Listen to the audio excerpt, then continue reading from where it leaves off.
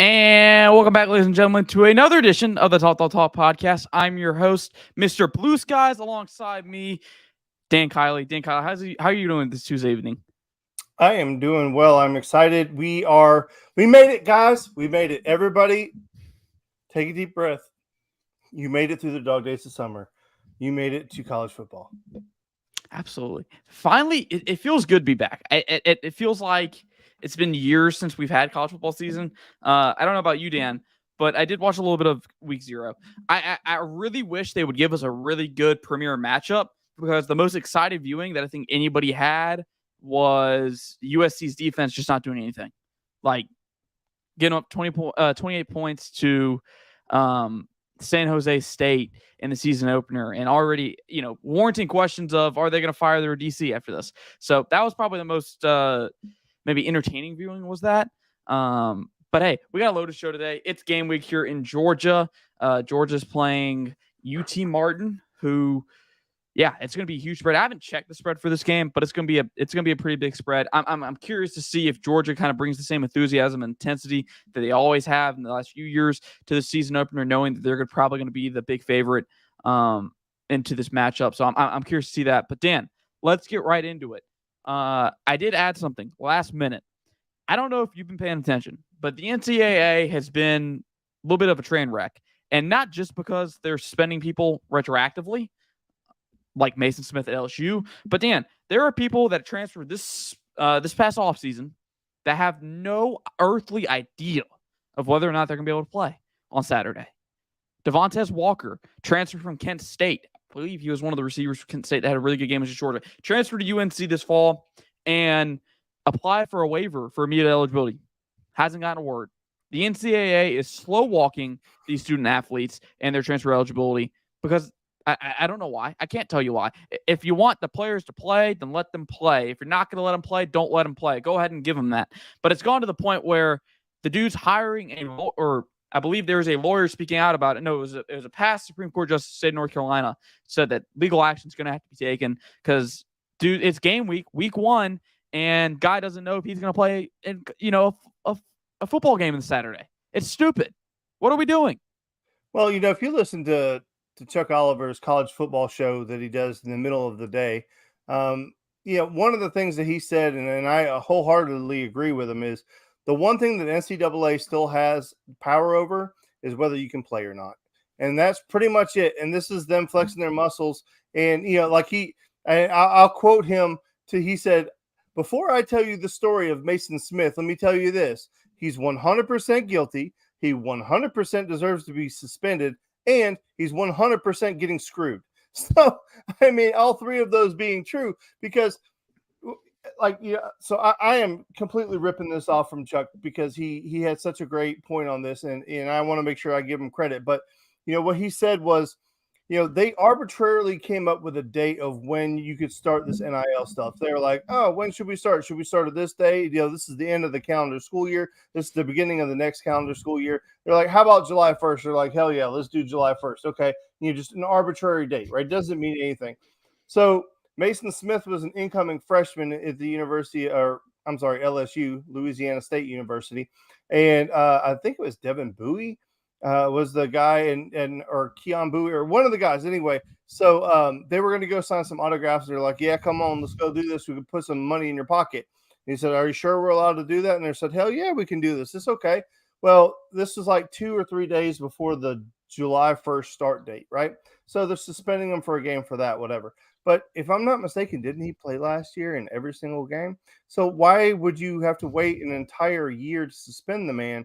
Why could you have suspended him then? Now, listen, the first game is the first game, but it's an intentional screw job, like you said, Harrison, with the NCAA because they want it to be a big game, and just so happens that they're opening up with Florida State, and it just so happens that he's one of the best players in the country at his position. So that's going to impact LSU significantly. But did he break the rules? Yes. Did he 100% for sure do it? Yes. Is he guilty? 100% yes. All of that. But is he getting screwed? Absolutely. I don't know. To your point, like, what the hell are we doing? You said WTF. That's as close as Harrison will ever come to cussing on this show. But yeah, it's absolutely ridiculous. I don't know anything about that Devontae Walker transfer situation. It just doesn't affect, or just so I haven't really paid a lot of attention. But you're right. Yeah. But what's the deal with him? Is he a first year transfer, or is he trying to get like an extra year of eligibility? He is a first year transfer. I want to say, or he is a transfer. I want to say. Let me go to his roster stats real quick. He's a junior heading in, or he's a rising junior going into his junior season. Played last year at Kent State, and the year before at Kent State, I believe. Is transferred to UNC and has applied for a waiver for that one-time eligibility status, like one-time transfer eligibility status. Hasn't gotten a word. So right now, why does every other player in the country automatically get it and he's got to apply for a waiver? I don't get it. I don't think it's not just him. There's other players, most notably just him, or most notably him. He is waiting on this. So I may be wrong. He may have transferred beforehand and he's having to apply for a waiver. But there are players throughout the country that have transferred this offseason and do not know if they're going to be able to play in week 1, which is ridiculous. Why are we not taking care of our business, in the months long offseason that we have? I don't know, buddy. It's the NCAA, and as we said time and time again, they have no backbone, they have no spine, they have no marbles, no huevos, and they just do dumb shit. So, if you're looking for me to give you a real answer, I don't have one other than they just do dumb shit. Speaking of dumb stuff, Dan, let's talk about some season predictions. I am going to head and title this Dan's yearly Desmond Howard segment. Now, I got to give the man credit, and I know Dan will too. His predictions for this year's college football playoffs don't look half as bad as they were last year. Bro had Texas A&M and Pittsburgh in the playoffs last year. This year, he's upgraded. But Dan, I kind of want your take because this has become a yearly segment. Everyone's giving their predictions this time of year. But what were your takeaways from maybe not only Desmond Howard, but anybody else like ESPN, anybody else that you've seen? Alabama's a really common topic around Georgia fans right now. What's your takeaway? The one thing that I'll say about ESPN, and I'm not going to try to sound like a crybaby. If you want to play the clip, go ahead and play the clip, and then we can roll on it. Oh, I don't have a clip. I just have pictures of the predictions. All right.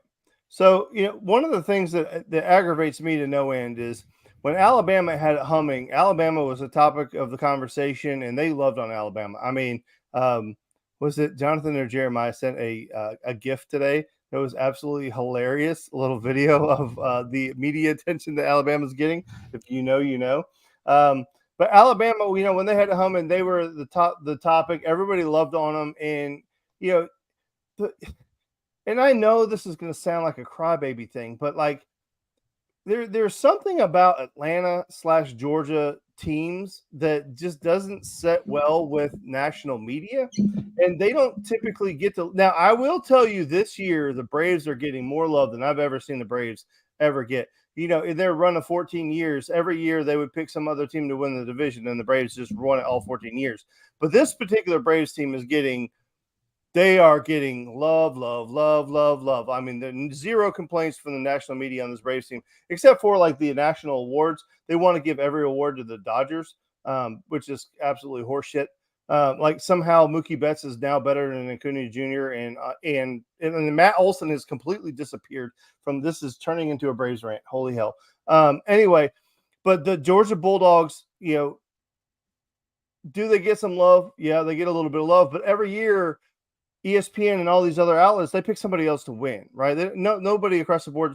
And now it's the Alabama Love Fest coming back, and I do believe that Alabama's going to be a hell of a football team this year. And we'll talk about that more later. I do believe that.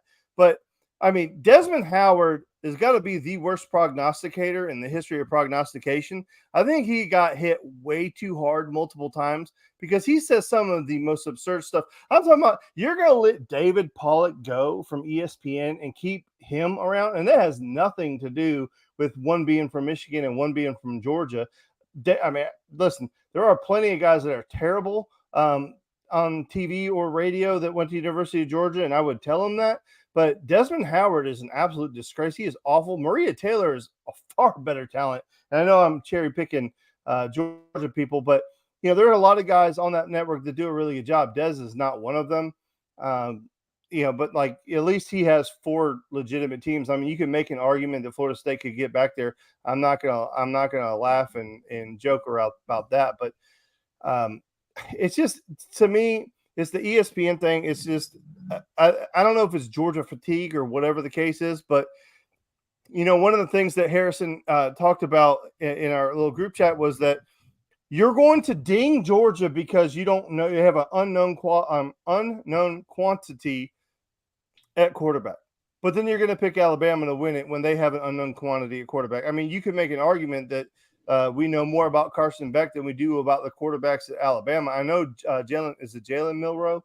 But yeah, is it Jalen Milroe? You're correct. Yeah, I know that he has started a couple games there, at least one. I think it was 2, but it could have been at least 1. And then Ty Simpson is the guy that's supposed to be good. But listen, when you have a true freshman named Dylan Longren who only went to Alabama because they were going to let him play baseball, I mean, listen, he's a good football player. I'm not discounting that. I mean, he's a hell of a football player. He's quarterback at Alabama. I'm not taking that away. But like when that guy is actually getting conversations, and this is on the Chuck Oliver show with the guy who covers Alabama, and he said that there is real smoke around Dylan Longren, that there's a chance by week 3 or 4 that he's playing. Whoa. And that says a lot to me. I mean, that speaks volumes to me. So, my rant basically this week is because Harrison requested it, was that I just think Desmond Howard says dumb shit, and they just put him on there. Listen, I respect Kirk Herbstreit. Listen, I may not always agree with Kirk, but Kirk has intelligence behind his picks. Now, he might be right, he might be wrong, but I don't ever think that he just says shit to get attention.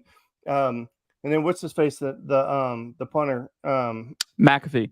I like McAfee. I like his style. I think we have a lot of things in common. We kind of fly off the handle a lot. And I know he does some things for attention, but he's not terrible. But it's Desmond. He just does, like you said, this year not as bad. But ESPN as a whole, it's just that they just dismiss Georgia so quickly, and the things that they're using to dismiss Georgia that they'll conveniently overlook with these other teams. And it just, I don't know. Maybe everybody says stop watching ESPN. Maybe I'll have to do that one day. It's very what I've seen over the years is it's the first take, the undisputeds of the world, the high fly, over the top, really dramatic takes, really dramatic arguments, yelling, screaming has gotten into our regular sports, like actual like talk shows of like intelligent people giving intelligent takes, giving factual based takes. Now we're just going back to this whole world of where we're watching Richard Sherman, Keyshawn Johnson, Skip Bayless, Michael Irvin just yell at each other for an hour. That's kind of what it is. And we're going for clicks instead of giving like actual analysis. The actual analysis that we can get now is not coming from ESPN or Fox. You're having to get it off YouTube. You're getting it from podcasters, people that aren't mainstream, is what I've seen from the media industry over recent years. That's just what it is. I don't know if Desmond actually believes in some of these takes that he does have, because it does seem like he's playing the Stephen A. Smith role of I'm an analyst by giving the hot takes and the clickbait takes that everybody likes to click on and hate read or hate watch. I don't know if that's really his his deal, or if that's what he's being paid to do.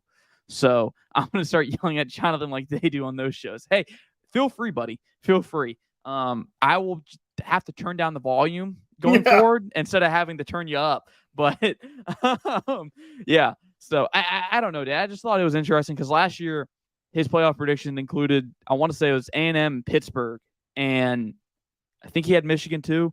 I don't know why, but I keep wanting to say Purdue. I don't know why. Maybe he had Purdue. I don't remember exactly who that fourth team was. Utah? Didn't he have Utah on there too or something? I don't know. I need to go find it because I'm curious. It doesn't matter. It doesn't matter. It doesn't. But I do know this. I don't think any of them, other than maybe Michigan, made it. So if Desmond Howard wants to leave Georgia out of the playoff, go ahead, buddy, because you were wrong last year and you may be wrong this year. With that being said, Dan, it is time for our predictions. We're not going to come here and criticize folks for their predictions. We're, without giving ours. We'll give our own. And based off last year, I think we were both pretty successful. I had a huge miss on one part, and we'll get to that here in a little bit. Dan, where do we want to start? Do we want to start the East? Do we want to start the West? Let's go to the West. I'll let you go first. What do you want to say about the West? All right, so for me in the West, I have Mississippi State coming in dead last for obvious reasons. They just haven't been able to recruit well, sustained success. I have Arkansas coming in just ahead of them. I'm a big fan of Pittman. I wish them all luck in the world. I just, they just play a very difficult schedule. They just happen to be in a really, really good conference, and it is just very difficult for them. Coming in fifth out there in the West, I have A&M. They're probably going to up and beat somebody they shouldn't, and then they're going to lose multiple games to teams that they shouldn't. I just don't have any faith in Jimbo Fisher. I'm hoping that this year's bad enough that he'll be out of there, because it's actually a good program. And and I have some of my wife's family are A&M people, and they're good people. And everybody I've ever met that's an A&M fan is a good person. I've never met like an overly obnoxious, just asshole A&M fan. So I don't wish ill on the program, just Jimbo. I just can't stand him. Everybody knows that, well documented. I have actually Auburn finishing ahead of them in fourth place, and I'm giving Hugh Freeze the benefit of the doubt. Now I know he's been away from major competition for the last couple of years, coaching at lower levels, whatever. But a lot of times when that happens, and you can go one of two ways, but for me, a lot of times you gain perspective and you learn how to do things. Like, I've always felt like, and it doesn't always translate for sure, but when you have a program where you don't have the same weapons, tools, accessibility that you do at a program like Auburn, you learn little tricks, you learn ways to scheme around things. And I think it can, if you do it the right way, make you a better coach. And Hugh Freeze has got a history of being a good coach. Now, granted, he had to cheat to do it, but listen, he is a talented coach, and I'm not going to take that away from him. I'm not going to take too many shots. I have this is my risky one. I have Ole Miss at third. I like Ole Miss because I like Lane Kiffin. I think Jackson Dart's a good quarterback. I know that offense is going to score. The one thing that we don't know, and this is the one thing that we always say about Lane Kiffin coach teams from ever, amen, and which is the biggest irony in the world, because his dad is arguably one of the greatest defensive minds in pro football history, and yet he can't figure out the defensive side. So anyway, I have Ole Miss coming in at third. I have LSU coming in second, and this one's tough. I think LSU is a really good team, and I think they have all the talent in the world. And the only reason I have them finishing second is because I have Alabama winning the West. Alabama, they have taken a step back from where they were the last couple seasons. But when you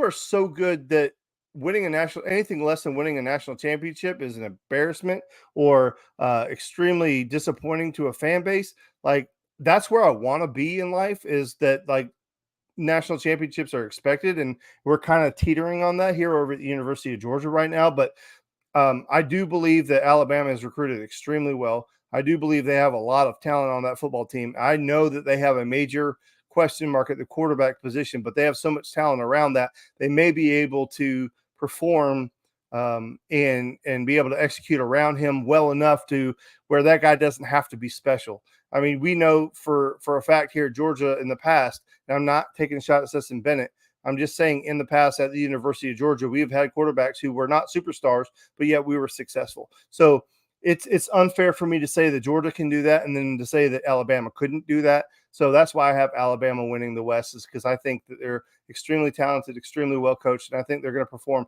just well enough around whoever the quarterback is at the beginning of the season to get him through towards the end of the season. So I have Alabama winning the West. And speaking of Alabama, the trend seems like, or the word seems like, they're going back to a non-quarterback centric offense. What they ran with Greg McElroy, with AJ McCarron, offenses where they don't need to lean on their quarterback to win games, because that's what they've been doing for at least the last two seasons, where it's Bryce Young, you're having to rely on Bryce Young to go win you a football game because nobody else is doing their job, or people aren't executing. You have 15 penalties on defense, just stuff here and there about just having to be able to win football games with Bryce Young only. And I think we'll see about that. To start off, for me in the West, I'm with Dan. I think Mississippi State's going to come in last, and I hate it for him because I'm cheering for him after Mike Leach's side. I hope they do well. I want them to do well because that's such a tough situation to deal with, having to play, coming after losing your coach forever. So I'm rooting for him there. Next, I got Arkansas, and I know this is maybe I hate it for Sam Pittman because I like Sam Pittman, love Sam Pittman, but they got a tough schedule year in and year out. They have a tough schedule, and so far they've done really really well dealing with that schedule and pulling the upsets against Texas A&M, winning games against Auburn. I think the West is much better this year than it has been the last 2 years. I think it's a little bit deeper now than it was. So I got Arkansas at 6. 5, I got Auburn. I'm kind of here with Dan on this one. Maybe I think I'm a tad bit down on Auburn, but for similar reasons that I think Dan has at 4. Is I just think Hugh Freeze is finally probably the coach that can get things done at Auburn. Maybe not to the level of what Alabama or Auburn fans expect of national championships, but he's a really good offensive coach. He's proven that. He's proven he can match up against the Saban smart defenses and even pull an upset from time to time. I'm not saying that he's going to pull an upset at home against Georgia or at home against Auburn, against Alabama in the Iron Bowl. But when you look at their schedule, they do have some of their biggest opponents at home.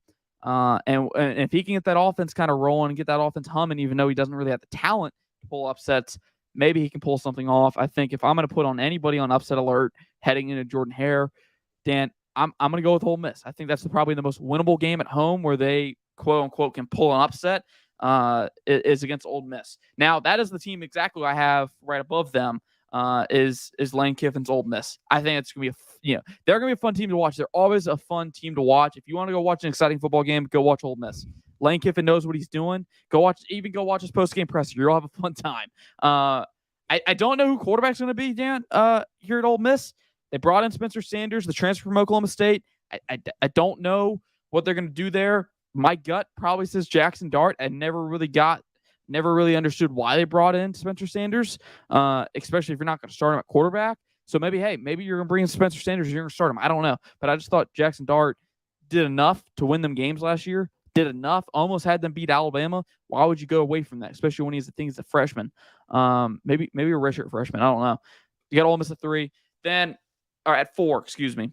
Then to round out my top 3, Dan, you're not going to like this. I got Texas A&M at 3. I'm not saying they're winning the West. I'm not saying they're competing for the West. I don't think they're competing for the West. I think there's going to be a gap between 3, 2, and 1. A gap between 3 and the top 2. I got A&M at 3, and it's all going to come down to whether or not this Bobby Petrino thing works. If the Bobby Petrino experiment works, this is a 8 to 9 win, maybe 10 win football team at Texas A&M because they have the talent to be good on offense. They announced Connor Wegman as their starting quarterback, and they bring back pretty much an underrated group of receivers. Evan Stewart is considered one of the top 100 players in college football, according to 247 Sports. Bring back Moose Muhammad. You bring back Anaya Smith. Those are some talented playmakers. Can they get the offense around them to play better and play up to the standard? Then at number 2, Dan, here's my shocker. Here's the difference. I got Alabama at 2. And like you said, they're kind of going away from the quarterback-centric offense, which I think is good for them long-term because you can start relying on the rest of your roster, start playing a little bit more complementary football in the sense of your offense is kind of helping out your defense is helping out your offense. I'm just not sold. You don't have a starter at quarterback right now. There isn't a firm one. There isn't a clear number 1 choice, at least publicly. And Dan, what you said about, an Alabama guy covers Alabama saying Dylan Lonergan, a true freshman, may be starting by week 3. That's pretty concerning for me when you have 3 other quarterbacks who the youngest out of all of them, I believe, is Ty Simpson, who's, I want to say, a sophomore. That's pretty concerning. Very, very concerning. That means you brought in the guy, Tyler Buckner from Notre Dame, and he's not playing like you thought he is, or none of the other 2 are playing like you thought he was. That's concerning for me. I'm not sold on their receiving core ever since they lost their 2 best receivers. They haven't been very good at receiver, even though they took Jermaine Burton. They haven't been great, and they haven't played like they used to. Defensively, offensively. I mean, when was the last time, other than this year, that Alabama had 15 penalties in the game under Nick Saban? I can't tell you. So I don't know. And number 1 for me is LSU. Bring back Jaden Daniels. Bring back Malik Neighbors, who I think is probably going to garner some first-round attention in the NFL draft this year if he has a big year as everybody's expecting. You bring back a young offensive line. I believe they returned at least 4 out of the 5 offensive line starters. And you bring back Harold Perkins, arguably one of the best defensive players in all of college football.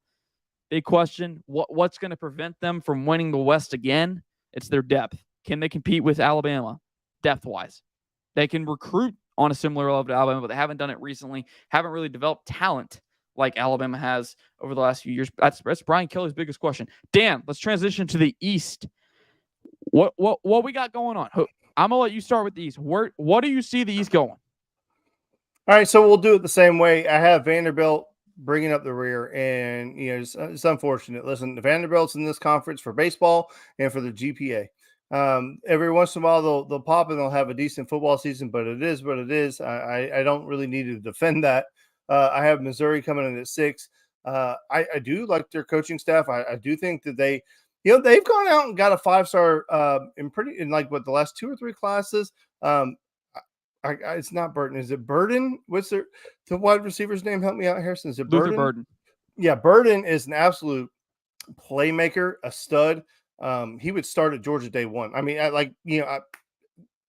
no bones about it. That kid is an absolute beast. Arguably the best receiver in the SEC this year, in my opinion. I mean, listen, there's some good wide receivers. Maybe that's a stretch, but he's definitely top 5 receivers in the SEC. I'll put it that way.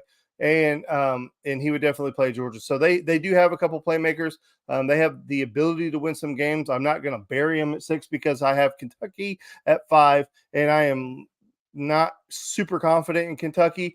Listen, they went out and got a quarterback, and I know Harrison wanted to touch on that, Devin Leary, and he does replace Will Levis. Harrison and I share an opinion that Levis not that great. I mean, like good, but not what everybody said he was. And I think there is a chance that Leary is actually a better quarterback. Now, however, I just don't know if he has the weapons and the offensive line to protect him. And I hope I didn't steal all your stuff on that one, Harrison, because I think we were of the same mindset there. You're good.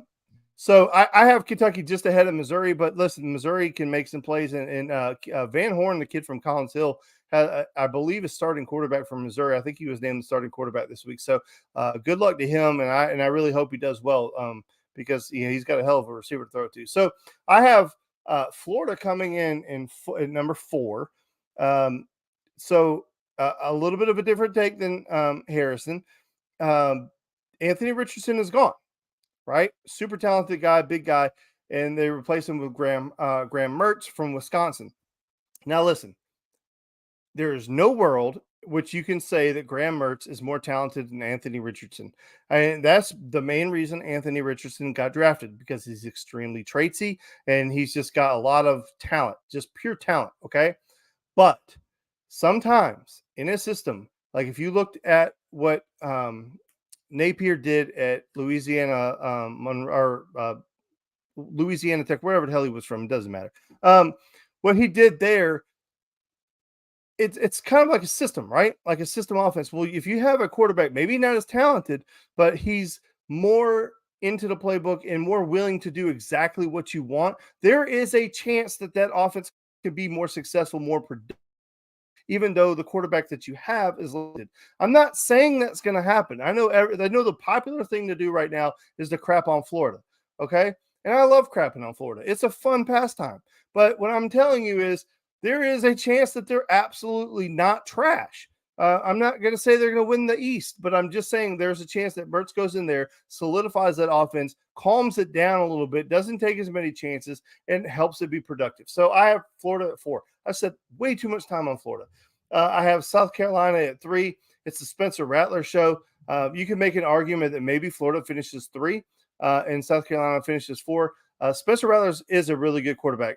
Am I the biggest fan of him? No. Do I think that there's a potential that he's got an attitude? Maybe. But listen, he's super talented. The biggest question in South Carolina is, does he have enough around him to make that leap and make a lot of progress in the East? Now, listen, I have Tennessee at number 2. It's a lazy pick. I understand that. They lost a lot of talent. And what Tennessee has to be able to do is to prove that they can win with the next set of players. That's what the good programs do, is even though it really hurts to lose great players, good programs can replace them with whatever they have in the pipeline and continue to be successful. That's what we don't know about Tennessee yet. And we don't know if the coaching staff can win with this next group of players? We're going to find out. They get Georgia at home. They have one hell of a home field advantage. I think that gives them a really good chance to upset Georgia. Do I think it happens? Personally, no, I don't. But could it happen? 100%. And it's not a leap to say it happens. I mean, that wouldn't be a massive upset if that happens. I think a lot of people would say that they would expect that, right? So that it's basically a one-game season for Georgia, and it's basically a one-game season for Tennessee. Well, not really. Tennessee's got a lot of good games. That's a horrible take, Dan. Anyway, I have Georgia winning the East, and at the end of the day, I just think that they've recruited too well for too long, and I think they have a great coaching staff that motivates them every single week and gets them ready to play. It's been quite a while. Maybe you could make an argument in the Missouri game on the road last year. Georgia didn't play up to their potential. However, in the years past, when we watched Georgia play, there was always a handful of games where Georgia just looked like shit, even though they may win, but they just look terrible. Kirby and his staff, you have to give them a lot of credit. That's one of the things they've eliminated. That Georgia doesn't typically have those just crap weeks. But I have Georgia winning the East, and I think Carson Beck is going to have a really successful year, and they just have too much talent, and that's just my opinion. Dan, I got to ask a question. One question. Yeah. What do you – and we'll get – do you want – actually, I'll save it for later. We'll save it for later because we're doing season – we'll get into that in a minute. You better take a note so don't forget it. Oh, I won't. It's a Georgia-related question. I'll ask you it later for season predictions. All right. Kick it off. I'm with Dan here. I think me and Dan here are aligned for, I think, bottom two. Yeah. Vanderbilt, Missouri. That's where I see it. I'm sorry, Clark Lee. I think you're a hell of a speaker. You can talk your butt off. Probably out-talk Dan and I. Maybe even use some words that Dan and I don't know. I give you credit for that. But, yeah, your football team's finishing last. Missouri, I don't really have much to add. Credit to them. Credit to Eli Drinkwitz for landing, 2 5-star recruits. Got Burden this year. Williams Nawari. This coming recruiting cycle is coming in December. Landed him, stole him from Georgia and Oklahoma. Shouts out to him. He's recruiting his butt off and winning some recruitments there. I got Florida, Dan. I got Florida at 5. And I know we're kind of on opposite ends of the spectrum. And it's not really far. It's not like you're saying Florida's going to win the East. It's not even like you're saying Florida's competing for the East. It's just, I think Florida's a bad football team. I really do. And it's really not Napier's fault. I don't think Billy Napier should be fired or it really have his job security impacted by this year. Now, if he doesn't win a single game, then obviously, yeah, something's wrong. But, I mean, it's just he inherited a really messed up program from Dan Mullen. Dan Mullen used all the talent that they had. And give him credit, he did develop those guys. Like, he got those guys in the NFL draft, but they weren't really his players. They were, Will Muschamps, Jim McElwain. Dan Mullen didn't replenish the crops. He ate all the crops, and then he left. Then he dashed after, the well went dry. And Billy Napier's in here trying to pour water down the well to fill it back up. And I think it's more half glass empty than it is glass half full. I'm not a big believer in Graham Mertz. I get what Dan's saying. I think he will bring a sense of conservatism, sense of experience to the offense that they kind of lacked in Anthony Richardson. I think he's going to throw a much catchable football than Anthony Richardson. But here's my thing, Dan, and I'm surprised. I'm surprised not many people are talking about it outside of Florida fans. Is their run game?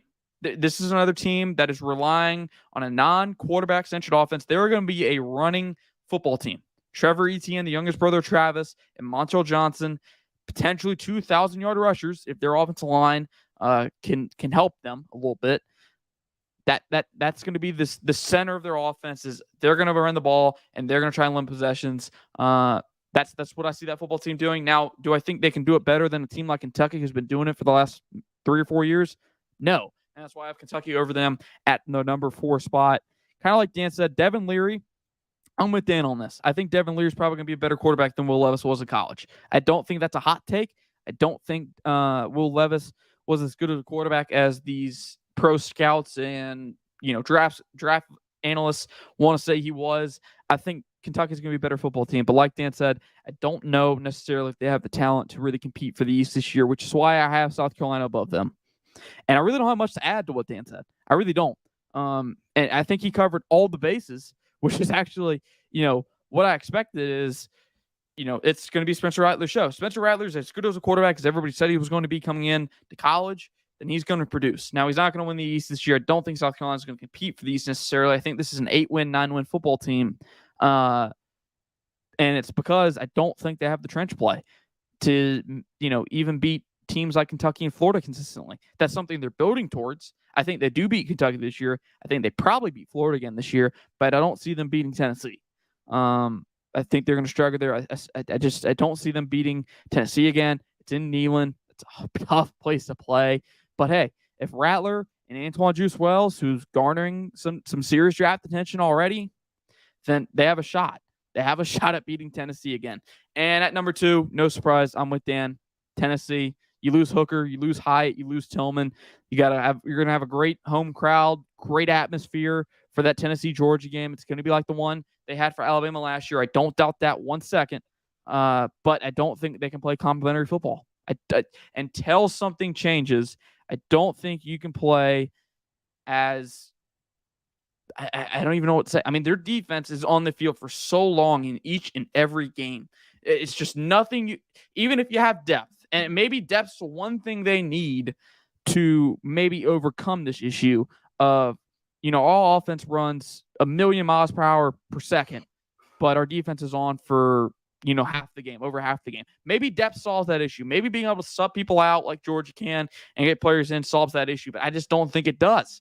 And they definitely don't have the depth this year. You lose Hendon Hooker, who completed damn near 70% of his passes, 69.6%. And they have a tradesy guy at quarterback in Joe Milton. He is kind of like Anthony Richardson, big arm. He's going to test well, and everybody's going to be loving on him from a draft analyst perspective. But Dan, here's my biggest question with Joe Milton, and this is the reason I think Tennessee takes a step back this year, is you look at Joe Milton's numbers. Joe Milton was a sub 60 completion percentage quarterback in just 2 years ago. When he played for Tennessee in 2021, completed 51.6% of his passes. He's almost sub 50%. You have to be precise in this Tennessee offense. You have to hit your layups. You have to hit your deep balls. You can't miss. You can't complete barely 50% of your passes. I don't think Joe Milton is going to be able to continue the success that Hendon Hooker did. And that's why I see them probably losing 2 games this year to Georgia and Alabama. I think Alabama does rebound this year, especially with them and Bryant Denny. So that's my deal. And like Dan said, hard to believe that Georgia's going to lose the East. I don't see a team that can do it just yet, because if Georgia's going to lose the East, there better be somebody that can beat that team in the East. If nobody in the East can beat that football team, Georgia's not losing the East unless somehow you lose the 2 teams in the West. That's the only way that Georgia, in my opinion, can lose the East this year. Dan, let's get into season predictions, and I'm going to go ahead and start it off with a question I wanted to ask you. I think we've talked about this. Is Carson Beck, we talked about Georgia, we talked about Stetson Bennett. Is Carson Beck going to be a Heisman contender? In your opinion, what are your thoughts? And it's a hard question because we know Georgia's schedule isn't that hard. Like, he might not play a lot of fourth quarter games, but what is your take? All right, let me preface this by saying I think he is talented enough, and I think he has the weapons to put up the numbers. I think there are 2 major disadvantages to him being a Heisman Trophy contender. Is one, that's not how the Dogs play. The Dogs are not built that way. They don't go out to embarrass people, and they don't go out to – and listen, I know there are instances where Georgia puts up a lot of yards and a lot of points on people. It does happen from time to time. However, you have a guy out in California at USC, and all they care about is making sure that guy is the face of the Heisman Trophy competition, and they're going to give it to him again, whatever. But I just don't see a scenario in which Kirby Smart and that coaching staff allow him to go out and do what's necessary to win the Heisman Trophy. I don't think that him being in that position would be the best situation for Georgia, because they do play complementary football. They do take their foot off the gas sometimes, slow it down, use the clock, make sure that they're preserving their defense, good field position, all those things. I mean, to win the Heisman Trophy at the quarterback, you got to put up massive numbers.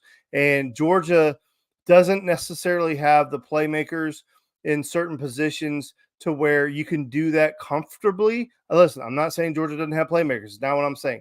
But I mean, it's not like you have, 5-star, 5-star, 5-star, 5-star guys who are 1,000-yard, 1,000-yard, 1,000-yard, like where you just, it's layups and they go for touchdowns. And it's just, they're not built that way. And then the other thing that's going against them is that the media doesn't think so. Right. So getting that media bias off of you is extremely difficult. We saw it with Stetson Bennett. You can make an argument that Stetson Bennett's numbers were as good as not better. Maybe they don't stack up in some areas, but what Stetson did was incredible. And for a 2-year run, what he did was unparalleled. And, they let him go as like he was like the sideshow. Like they didn't take him seriously. He was never really going to get that award. So, but he should have. I will argue to your blue in the face that Stetson Bennett was a more important to his football team than Caleb Williams was to his, but it doesn't matter. With that, final segment, and it's kind of what I've been trying to debate in my head. It took me much longer to turn these out. Is college football playoff predictions. Final part of today's show is college football playoff predictions. Dan, let's go one by one, blind draft style. Where do we want to start? We want to start at 1 first. We want to start at 4. So you name one, then I name one. Well, I don't necessarily have mine in order. I just have the 4 teams that I thought are going to make it. So I know yours. You know mine. So I'll go Georgia. Georgia. Okay. I will go Ohio State. Ooh, I'm with you on that one. On that one. I know there's right. Yeah. Go ahead. So we have a conversation after this that we're going to get into. Okay. So right now I have Georgia and I have Ohio State. I have Alabama. I got Texas. Yeah, and boy. This is interesting because I do think that their schedule's manageable. First off, I don't think Oklahoma's as good as they should be. Second, third, they took A.D. Mitchell. And Dan, what is one of the things that A.D. Mitchell made a name for? Scoring in big moments. Yep. And playing in big moments. So if Texas can play complementary football with as much talent as they have on offense, I don't think it's necessarily out of the question that they can go win the Big 12 and maybe beat Alabama. I'm not saying they will. That line's going to be very close. I'm going to have to see Alabama plays in week 1 before I say that Texas beats them. Texas beats them. But if Texas runs the table in the Big 12 and they go undefeated, there's no question in my mind that a Big 12 team will go in the college football playoffs. Now, if they lose to Alabama, like they did last year by 1 point, and then they run the table, then we have a discussion, because then you have a 1-loss Alabama team potentially, or a 1-loss Georgia team, something like that, and a 1-loss Texas team Big 12 champion. It's going to get interesting, and we'll talk about it here in a little bit. Dan, what's next? You went way sideways in our segment. All right, so my last one is Oregon. Ooh, convince me, Dan. Give me the case that not a team not named USC makes the Pac-12. What? How? Because USC can't play defense. Ooh, they can't. Like I was listening to ESPN radio on the way home when the AM signal went out, and I was listening on Sirius Radio, and they were like, USC starters were in the game in the second half, not because they were trying to run it up. They were in the game because they had to be, because their defense could not stop San Jose State, not Florida State, San Jose State. They couldn't stop them.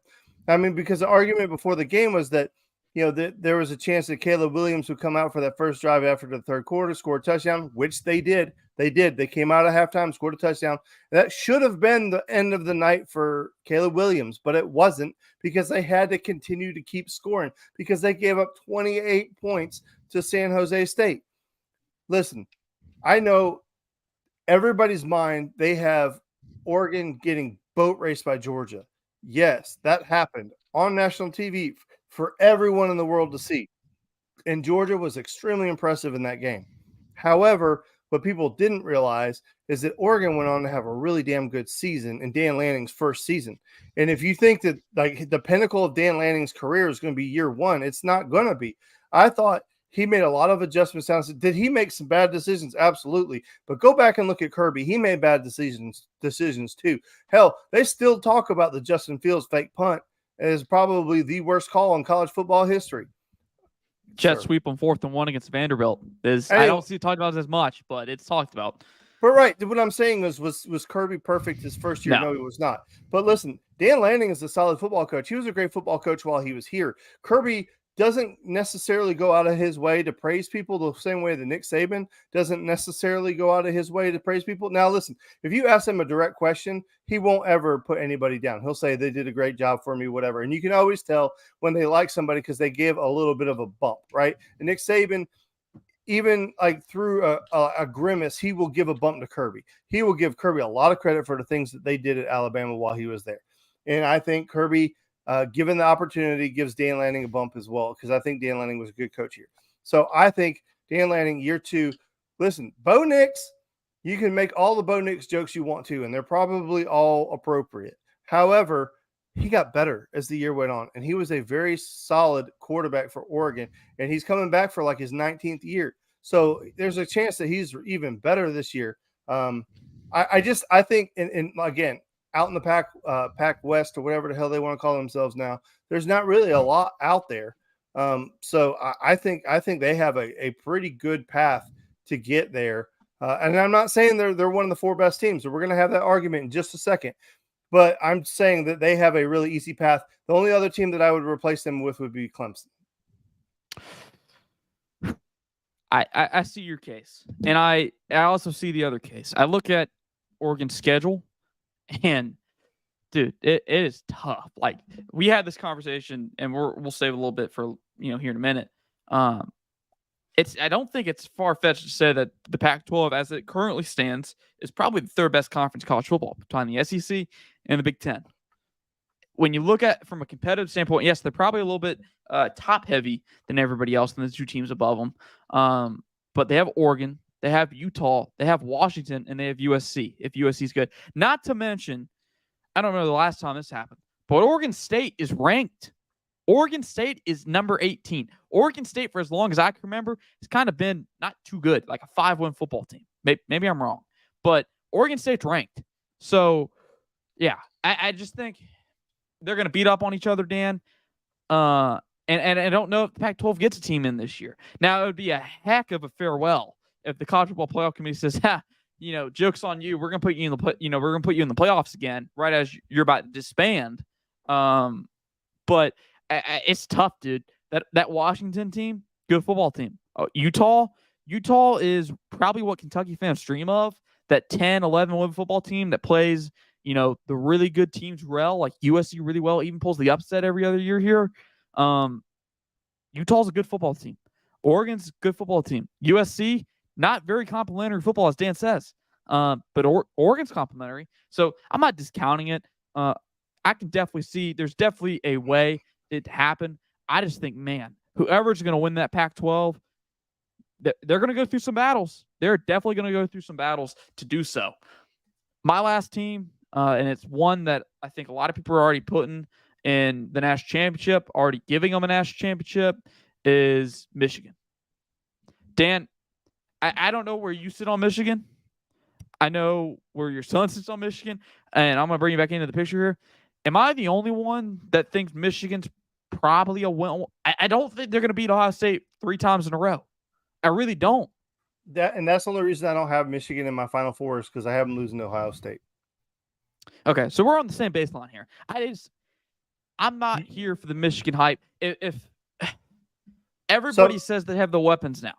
Yeah, but you know what? This lines up perfect for the argument, because now you have Ohio State and Michigan in the playoffs. They're in the same side of the same conference. Mm-hmm. They're not opposite like Georgia and Alabama. So you have one of them losing to the other and then going undefeated otherwise, and then both in the playoffs. But then you have Alabama and Georgia, who for the most part are going to probably come out of the season undefeated, and one of them will lose to the other one in the championship game. So losing in the championship game to the number one team in the country, because whichever way you slice it, if Alabama and Georgia are undefeated, they're number one and number two, or will be. So that's the argument. Is I think at the end of the season, and like that's why my Final Four prediction is kind of like Fukaka, because I think the four best teams in the four best teams of the country are Alabama, Georgia, Ohio State, and Michigan. Right? I think two of them are undefeated, and I think two of them have a one loss, and the only loss they're going to have is to one another. So it is a great conversation to have, because we want the four best teams or not? Because like you said, what if there's a scenario where Clemson runs the table, goes undefeated? That could happen. Oregon or USC could potentially go undefeated. Was there a Big 12 team like Oklahoma or Texas get in? But I really think the four best teams in the country are going to be Alabama, Georgia, Ohio State, Michigan. And I think, like I said, two of them are undefeated and two of them have one loss under one another. So I don't know why, and I'm not picking on you. I'm just saying I don't know why Alabama or Ohio State and Michigan get in, because neither one of them won their conference. And then you have Alabama and Georgia, who will both have won their division, and one of the two of them didn't get in. So that doesn't hold water to me. And plus, it's freaking Alabama. Let's just say Georgia beats Alabama in the SEC championship game. It's freaking Alabama. They're getting in. Yeah. And to me, the way I see it is, I'm with you. I think Ohio State wins the conference. I think Ohio State wins the table, runs the table in the Big Ten.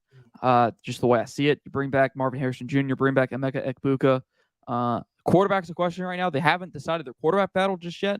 But as we see, that really shouldn't detract from teams, because Michigan didn't have their starting quarterback until I think 2 games into the season last year, and J.J. McCarthy ended up doing fine. So, yeah. I think Ohio State goes undefeated, Dan. I think Michigan's going to go one loss. Bama, remember, Dan, in my predictions, I have Bama losing the West. For my scenario, I have Bama losing the West. And I think I have LSU probably going one loss, and that's to Georgia. So that's the reason for me that I don't have Alabama in it.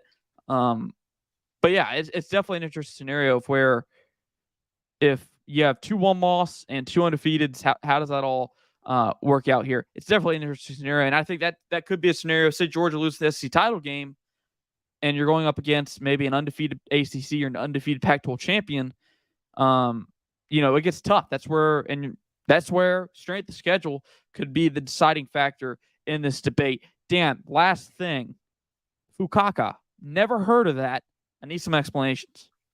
I don't know. It's like Fukakta. I don't know. It's I don't even know where the hell it came from. I've just known that word for a really long time. I don't know. I don't know. It's like it's first like time I heard you say it. It's like bullshit. Like a made up load of bullshit. I don't know. It's like I don't even know where it comes from. Why do you put me on the spot? Fukaka. I'm sorry. I had to ask. Yes, they did name Kyle McCord their starter, but they are also playing Devin Brown in that football game. They're going with a dual quarterback system, Zach, in that football game. And I don't know exactly what their schedule is. They may decide after that game, or they may even they don't play Notre Dame till I think week 4, so they may prolong that out for the first 3 games of their season, because they play Indiana, West Kentucky, and somebody else. The other kid is Brown, I think is his name. He's the running quarterback, and Ryan Day said he's going to play. And he said how much, I don't know yet, but he's going to play. So yeah, I think it's trial by fire. And to me, Dan, from my perspective, Kyle McCord is the guy that's been there the longest. Kyle McCord has been the one that people talked about replacing C.J. Stroud, and this Devin Brown dude's a sophomore. And it took him this long to find a starter. That gap between them is not very far at all. They are very close together. Credit to both for dueling it out there. Going to be one to watch there. Guys, that's going to wrap it up for episode 98 of the Top podcast. I'm happy that it is football season again. Happy that week 1's here. Some meaningful football games here. Dan, I didn't tell you about this, but let's do some season predictions, Dan. Some week 1 predictions, starting with Georgia UT Martin.